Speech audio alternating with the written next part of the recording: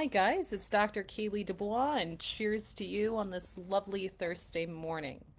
Now, I want to talk about Charlie Kirk's murderer, okay? And I thought I would do this live, and that's primarily because it's so much easier to share once I'm done. Now, a few years back when I was in my PhD program, I had the opportunity to work in northern Utah with the Mormon community, men transitioning out of the religion because they were homosexual and transitioning into women. I respect the LBGT community. I respect the Charlie Kirk community. But I want to talk about what I think is going on with the killer. Okay? Now, I saw this as a common prevalent theme with my patients.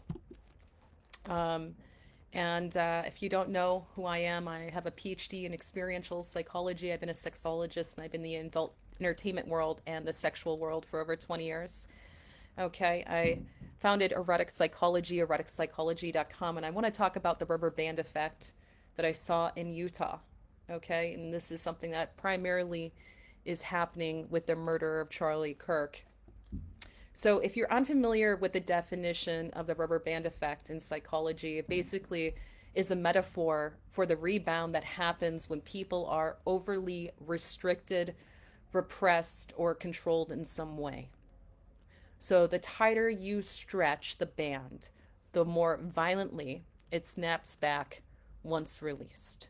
Okay, so in applications of psychology, in particular sexuality, what it looks like is suppressing sexuality or suppressing sexual desires results in those desires surfacing in more extreme, compulsive, or distorted forms.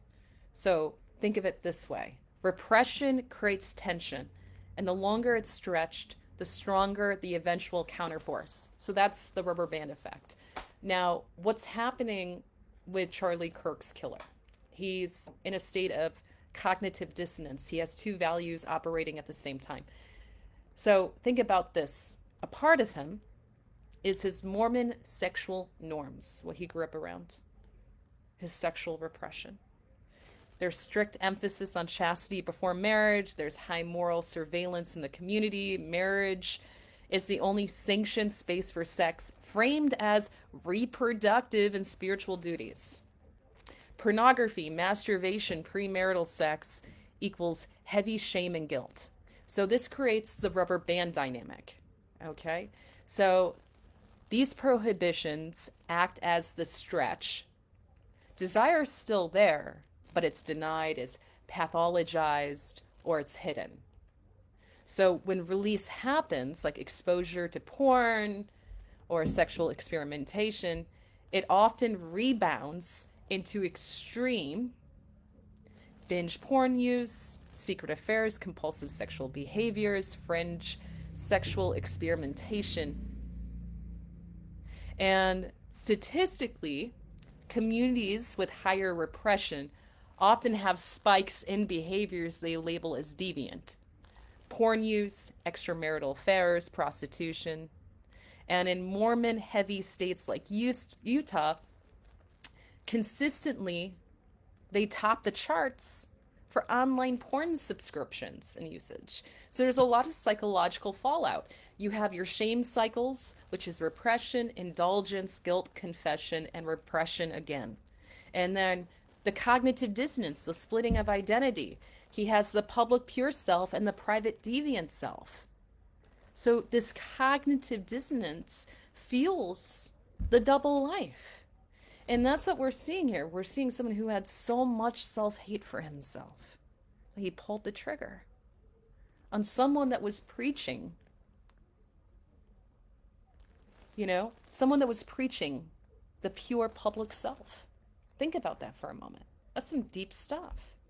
Now, I don't take sides. I am not right or left. I'm not up or down.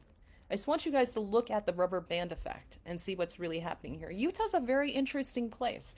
We had some of the most extreme kinksters that came to our events. Extreme. Things that I had never heard in communities that I had frequented, like the San Francisco scene where I live, pretty intense. Like, we're known for the Folsom Street Fair, which is the largest BDSM event in the world, right? And also Amsterdam, which I frequented a lot in Berlin.